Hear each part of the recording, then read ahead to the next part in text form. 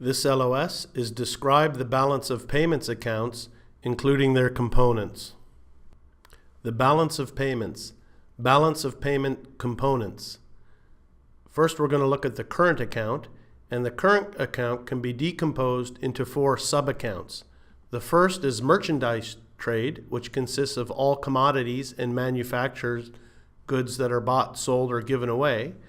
The second is services, includes tourism, transportation, engineering, and business services, such as legal services, management consulting, and accounting. Fees from patents and copyrights on new technology, software, books, and movies are also recorded in the services category. So that's important to know. What's included in each category is the subject of most likely or least likely in terms of a practice question. The third subcomponent of the current account is income receipts, and that includes income derived from ownership of assets, such as dividends and interest payments. Income on foreign investments is included in the current account because that income is compensation for services provided by foreign investments. When a German company builds a plant in China, for instance, the services the plant generates are viewed as a service export from Germany to China, equal in value to the profits the plant yields for its German owner. And finally, the last sub-account of the current account is unilateral transfers, which represents one-way transfers of assets, such as worker remittances from abroad to their home country and foreign direct aid or gifts. Continuing with the balance of payments and the balance of payments components, we're now going to look at the capital account. The capital account consists of 2 sub-accounts. The first is capital transfers, and that include debt forgiveness and migrants transfers, goods and financial assets belonging to migrants as they leave or enter the country. Capital transfers also include the transfer of title to fixed assets and the transfer of funds linked to the sale or acquisition of fixed assets, gift and inheritance taxes, death duties, uninsured damage to fixed assets, and legacies. The second sub-account of the capital account is sales and purchases of non-produced, non-financial assets, such as the rights to natural resources, and the sale and purchase of intangible assets, such as patents, copyrights, trademarks, franchises, and leases. Now we're going to look at the financial account, and the financial account can be broken down into 2 sub-accounts: financial assets abroad and foreign-owned financial assets within the reporting country. So number 1, a country's assets abroad are further divided into official reserve assets, government assets, and private assets. These assets include gold, foreign currencies, foreign securities, the government reserve position in the International Monetary Fund, direct foreign investment, and claims reported by resident banks. Foreign-owned assets in the reporting country are further divided into official assets and other foreign assets. These assets include securities issued by the reporting country's government and private sectors, for example, bonds, equities, mortgage-backed securities, direct investment, and foreign liabilities reported by the reporting country's banking sector. The balance of payments is the accounting of the flow of funds into and out of a country. So we're going to look at our debits and credits here, and if you haven't studied the accounting yet, you'll be good at your debits and credits by the time you finish the CFA Level 1. But anyhow, when we look at debits, they increase assets and they decrease liabilities, okay? So we know the accounting equation, assets equals liabilities plus equity, and the normal balance for an asset is a debit balance, and so a debit is going to increase the asset, and the normal balance for a liability is a credit balance, so a debit will decrease the liability, okay? And so with regards to credits, we know then credit here is going to decrease an asset or it's going to increase a liability. So now that's just some basic accounting, but I think you either know it or you'll get the hang of it later on. Nevertheless, so if we look at some of the debits, the value of imported goods and services, purchases of foreign financial assets, receipt of payments from foreigners, increase of debt owned by foreigners, and payment of debt owed to foreigners. If we look at some of the credits, which decrease assets, of course, would be payments for imports of goods and services. So if I pay for an import, it's just like crediting cash, of course, going back to just regular accounting. That's going to decrease my asset. Or payments for financial assets as well. The value of exported goods and services, the payment of debt by foreigners, and an increase in debt to foreigners, okay? Okay, this is just going through an example of a transaction between country A and country B and the balance of payments, and they're using a little bit of accounting, debits and credits. Now, the first transaction, country A imports $1 million of goods from country B. So again, just as our regular accounting, let's just call that inventory. We would debit inventory 1 million, but we're not paying for it right away. So we would credit our accounts payable 1 million. So we have a debit, which is an increase in real asset, and we would credit, it's an increase in a financial liability.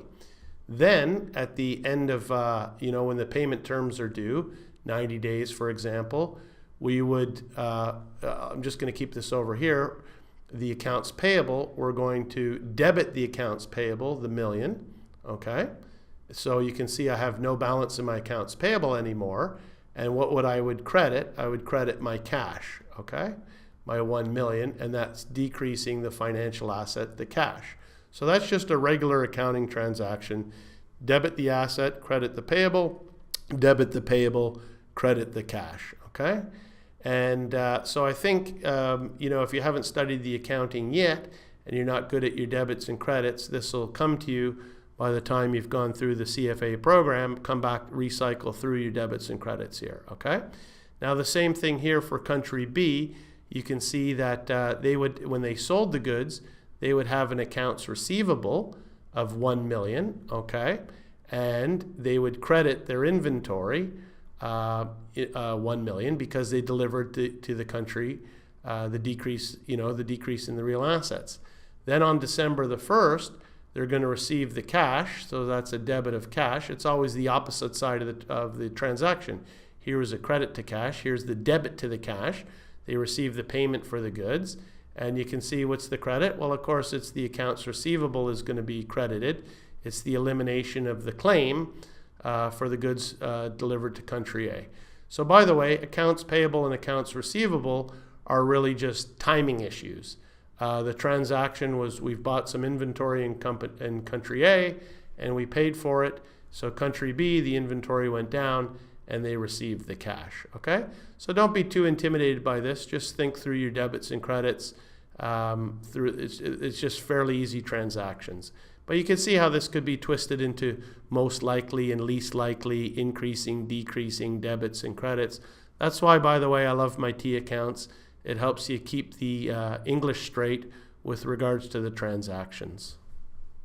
So we'll do a couple of quick practice questions to finish this LOS and check our understanding. The first one is the sale of mineral rights would be captured in which of the following balance of payment components? A, capital account, B, current account, or C, financial account? Okay, this is a good question. As I said, you have to kind of memorize what's included in each of the components and subcomponents. So this one was sale of mineral rights, and A is correct. The capital account measures capital transfers and sale and purchase of non-produced, non-financial assets, such as mineral rights and intangible assets. So we can see that that was sub-account 2, sales and purchase of non-produced, non-financial assets, such as the rights to natural resources, and the sale and purchase of intangible assets, such as patents, copyrights, trademarks, franchises, and leases. So the mineral rights is a right to a natural resource, and that was capital account. So this is just straight out understanding what are the components in the capital account, the current account, the financial account, and the understanding what's in the subcomponents. Again, you can see the exact same type of question, just memorization of the components, subcomponents, and the items that are included in each. So this one's looking now at patent fees and legal services are recorded in which of the following balance of payment components? A, capital account, B, current account, or C, financial account?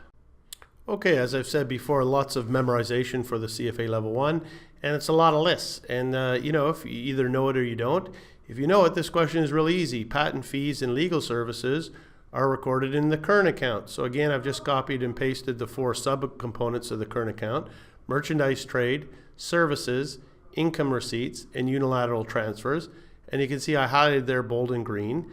That services such as legal services, management consulting, and accounting, fees from patents and copyrights on new technology, software, books, and movies, also recorded in the services category. So a question like this is really low-hanging fruit if you've done your work on your memorizations. Patent and legal fees, clearly current account, it's not capital, it's not financial.